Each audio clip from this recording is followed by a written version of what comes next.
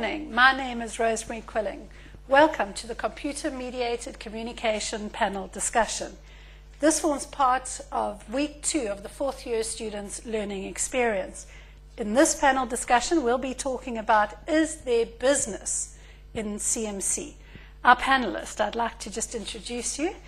First, Bhavishni, who's from the University of KwaZulu-Natal. Then we have Faith, who's the representative from IBM. Thank you for joining us this morning. And then finally, Senzo from Sony.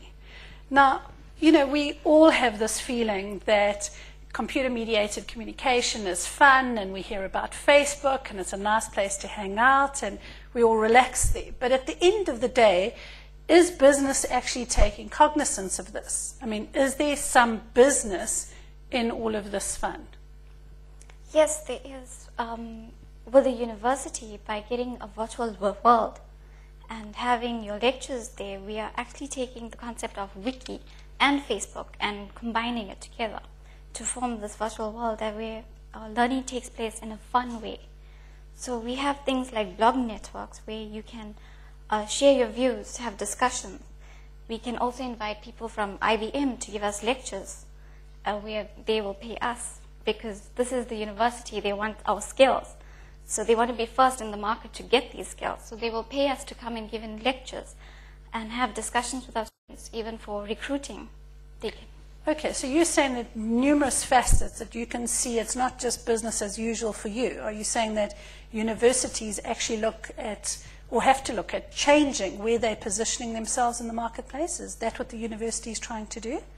Well, we are trying to combine all the new technologies that are coming out, making it easier for people to get an education, because there are various factors affecting people from coming to a physical place. So this is opening the place up for everyone. Okay, excellent, thank you. And from the perspective of IBM, there already seems to be some kind of a relationship with the university, for example. What is IBM's position, and as a business, why are they interacting in this environment so much and using these tools? How do they see it making their business better? IBM, as one of the leading internet companies, we thought of coming up with this social, something like playing games because we go to universities and do the e-learning. Students are involved in e-learning. So yeah, it's good for a business, because we even go to meetings through the e-learning thing at the. Okay, so just to pick up, you were saying having your meetings. In other words, do you have a presence in a place like, I think there was talks about Second Life? I mean, does IBM actually have a presence in Second Life? Do they have space in Second Life? Yeah, there is a space for IBM and Second Life. And do you meet there? Are you saying that you have people from different places in the world that get together and meet in that environment? I can say that people don't really meet in that environment like in real life, but using the visual reality of the visual world. So we do meet like visually. Okay, so you are able to get around all these challenges. So, okay, I found that an interesting one, but let's maybe just move on to the entertainment end. Now, this is the bit I think most people recognize when they look at all of these online things. They reckon it's just fun. What elements do Sony see this playing in their business? Sony has a lot of things. It has music videos. You can play online games, like on online game. There's a program called EverQuest. Right. Yeah, there you can meet. You join the group, then you can play against other people from around the world. And in that visual environment, we can play against an 18-year-old while you are a 58-year-old man. Okay, so are you telling me I can just see dangers here in my own life in terms of kids can actually go and register and log in and be, is EverQuest like a war games kind of game? Is that what you're saying? So they can be in a team and challenge other people? Yes, EverQuest is a small heroes war game. Okay. You register if you are over 18 years old, so it does have that limit. Okay. Okay, so what you're all saying is you seem to be suggesting that there's normal business and you have your normal real life interactions, such as the university has its real campus and IBM still have stores and offices and Sony still sells real music and real PS games, etc. But why have you even moved into this virtual world? Do you see there being a threat that if you aren't there, that perhaps you're going to lose business, maybe from the university? There's no threat, as we have seen from our previous discussions, that a lot of people are moving online. So this is opening up better markets and having it more accessible. And any other Yes, comments? we're reaching more people around the world. We are selling our product to many people who are online, who use the internet to like if you have a profile on Facebook, you can tell them that, okay, there's this place called a game called EverQuest. There you can join, and then we can play against each other. Okay, now are there costs involved in this? Sorry, Faith, I interrupted you. For IBM, because they usually sell their softwares on online.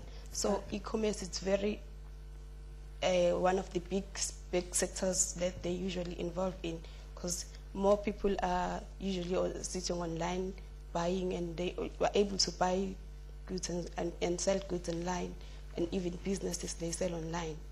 Okay, so just in terms of the financial thing, are you saying that the business model is much similar to your normal business model, that this is just an enhancement? Yes, it is. Even for a university, they would have to buy the technology and the hardware, the software behind it. But after you've bought that, it also opens up for our relationship with IBM and even Sony. The university can host gaming contests. So by there you have subscriptions and you're getting in-income. We can have advertisements from companies that want to look for people. So you have all of those coming in.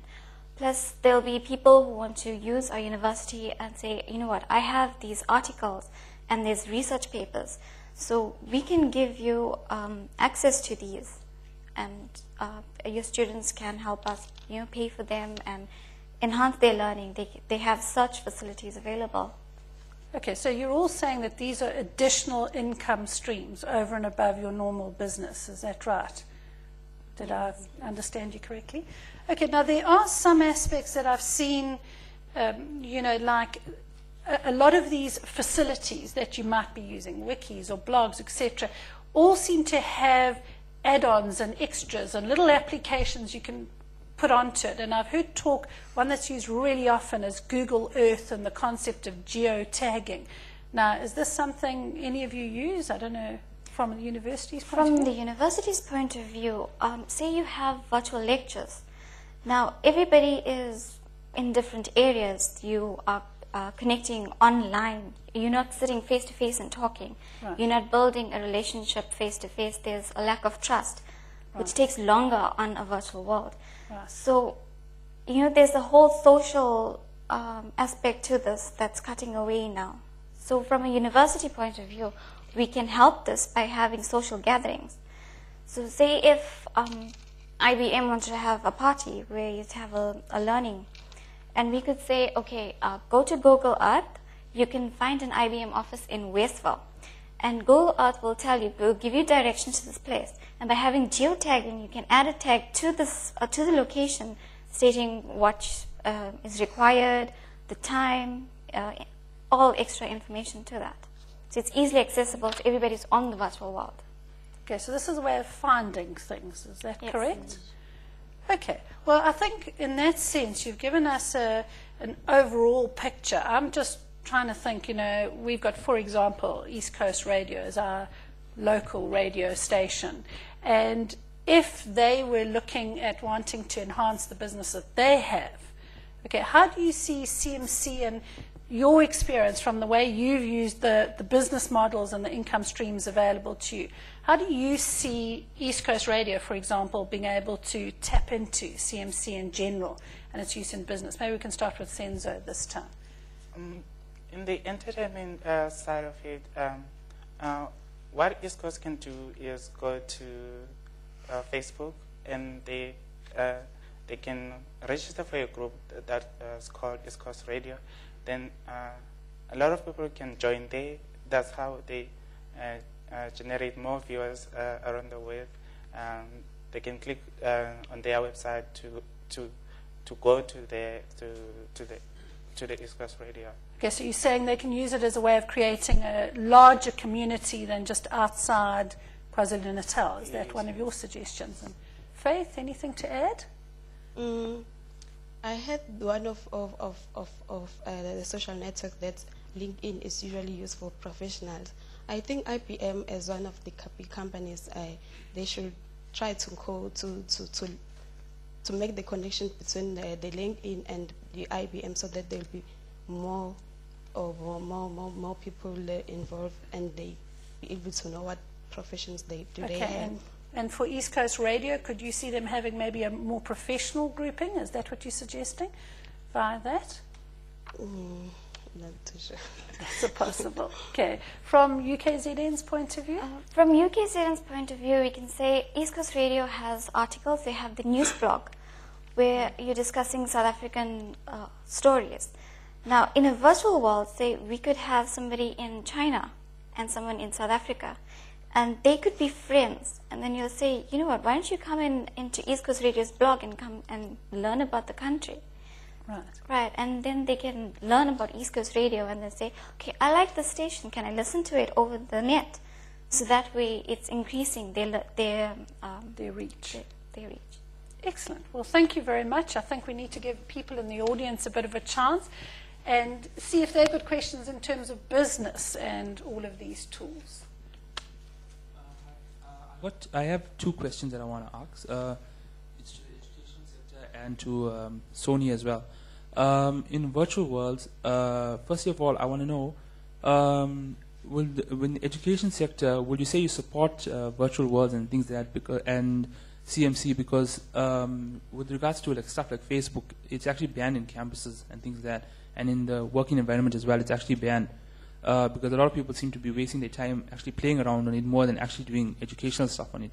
And with regards to music, would you say it's actually killing the music industry with regards to Sony? Because instead of going and buying purchasing an album now, I'd rather just go there and listen to it on the web itself instead of actually going and purchasing it. So would you say that you'll actually support the upbringing of this virtual worlds and CMC, or would you say that it's actually damaging your company's reputation and actually making you lose business instead of actually bringing in business?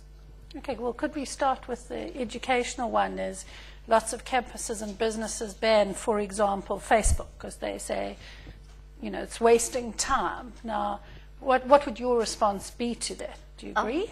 No, well, in a virtual world, you could limit the students to where they can go and say that, okay, we need our students only to go to the UKZN campus, because there's a lot of benefits from this. You can have rooms where one of the things is group effort, group work. Right. Right. Now, when you have people on virtual campus and you have people remotely, you do get some students who don't want to do work. And that's very hard to keep track if you were sitting in a classroom. So you cannot get hold of them. They don't want to do work. Now you have to write everything down. You have to get signatures. Whereas in a virtual world, if you have everybody in a room and say that they need to log in, the system is logging the person in, is logging activities. So you can say, I've got this idea, and I type it in, and then you can contribute to it, and somebody else can contribute to it. Now the computer is logging everything. So if I had to say, oh, she's not doing any work, so the lecturer will not take my word for it. They will go in, look at all the data that's coming through. So that way group contribution is, that's a benefit. You can rule out students who are not doing work. Okay, so you're saying that, are you at one level acknowledging the gentleman's point that yes, it can be chaos and it can just be a hang-out, chill-out thing and totally unproductive, but that controls and balances have to be in place, and then you can really leverage it. If we can go to the one on Sony, are you losing all your business and hating all this online environment? No, I don't think it's killing the business. It's actually helping the artist to be out there, because when you view the videos, below the video there are comments there. You can post your comment there, and the artist can maybe see those comments, and then he or she can improve on those certain issues. Okay, so he's suggesting that basically what the situation is that it gives you an opportunity to get out there, which maybe through the formal business model of entertainment, which is very difficult to get the attention of labels, it gives you an alternative, a kind of community environment. Okay, and maybe the last question from the floor. I own a small business and I'd like to expand my market more globally. Where do you suggest that I start? I mean, advertising, what exactly should I do? Okay, could I maybe hop in before the panel get to the nature of the business that you Just have say, in for mind? example, electronics. Okay, electronic components. Okay, maybe from IBM's perspective, who wants to jump in and handle this question? If you've got a small business in electronics, how would you use this to promote your business? Just join the social networks. Okay. just join one of the social networks. Then we'll see after. Senzo? I'll say I agree with that. If you join one of the social networks, like YouTube, you can post your video and you can show your business, your whole business, and say a lot about your business. Then people can actually hear what your business is all about, and you can also create, like I said, create a group on Facebook, and people can join. They can view your images. You take your still images, or you post a video on Facebook. In that way, it also helps the business to grow. Okay, so you're saying you can make yourself a bit more public, advertise yourself better through things like YouTube. One last comment, and then we need to round up. In UKZN, with your business with electronics, now UKZN, we have electronics and engineering. So if you form a relationship with the campus students, say discount on products, you're building a relationship with them, and when they go out into the world and they're working for top companies and say, I know this company here that sells this really great product, and there you get free advertising and your business grows.